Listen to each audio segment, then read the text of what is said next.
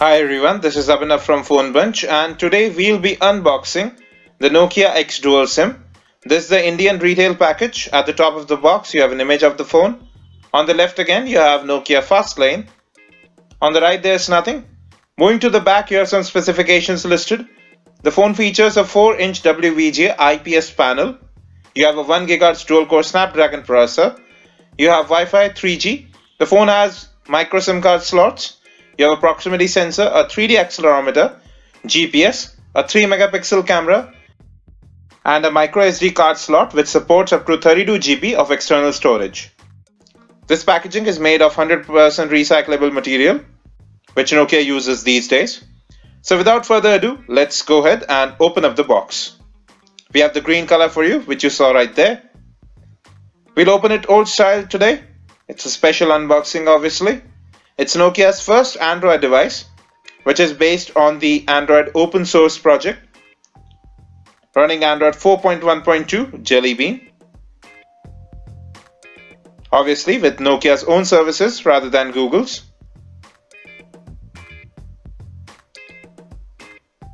So here we have the Nokia X. It's green in color, really green. So we'll keep that aside. Now let's have a look at what all we get inside the box. At the top you have the user manual. It might come in handy as Nokia has really played with the UI of Android, and it's really alien if you're coming from a previous Android smartphone. Here is the wall charger. It's not USB.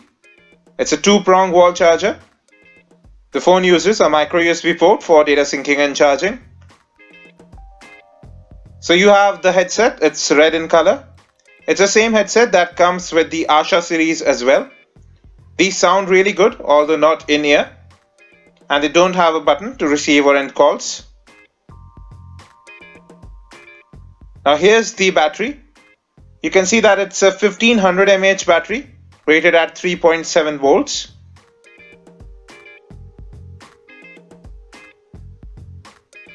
But that's everything you get inside the box. So folks, here is the Nokia X. It does have some weight to it as well, and it looks really cool.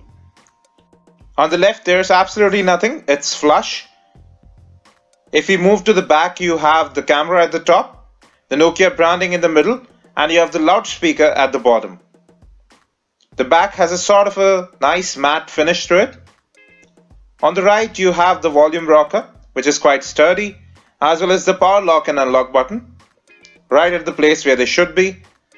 At the top you have the 3.5mm audio jack, and at the bottom the micro USB data syncing and charging port. The back has a tapered design which makes the phone really easy to hold. The sides of the device are really sharp. Now we'll just open up the back cover to have a peek inside.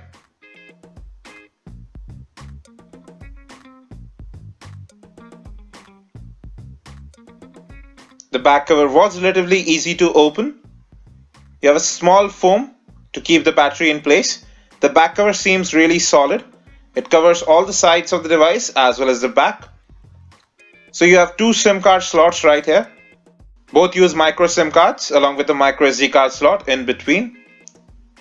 So now I'll put the 1500 mAh battery in, and then we'll power on Nokia's first Android smartphone for the very first time.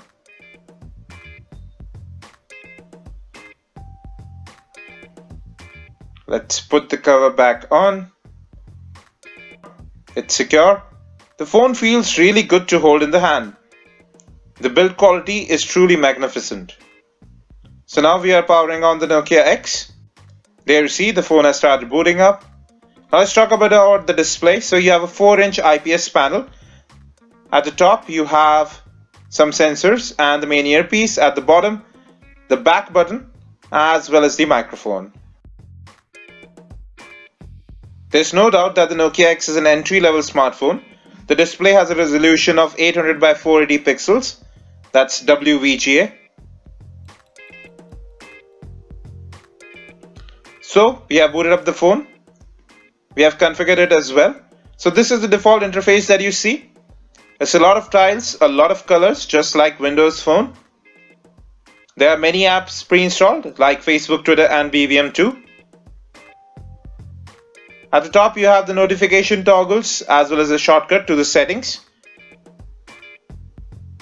Now let's jump into settings. We'll get into About Phone. So here you can see that the model number is RM980. It's running software version 1.0.0.3 or the Nokia X Software Platform version 1.0. Based again on Android open source project.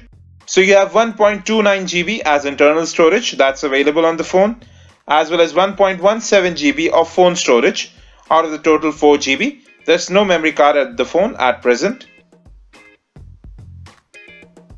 The settings menu looks pretty similar to any other Android phone. The icons, however, have been changed. This is Nokia Fastlane. It's your multitasking UI. All the things happening on your phone as well as notifications will be shown there. This is the default camera interface. There are several settings on screen including zoom. So these are the camera settings. You have anti-banding, settings to change ISO, noise reduction, face detection, picture size, picture quality, changing the color effect, and whether to enable or disable shutter sound. You have exposure settings as well as white balance settings available here. We'll talk more about these later. The UI seems really fluid. We didn't see any lag whatsoever. This is the default dialer interface. The UI is actually an amalgamation of Windows Phone as well as Nokia's Asha series. Now let's quickly jump into apps. I'll show you how much RAM is currently available. Let's get into running information. So you can see that about 195 MB is currently being used and 186 MB is free, making it a total of about 380 MB that's available out of 512 MB of RAM that is available to user apps.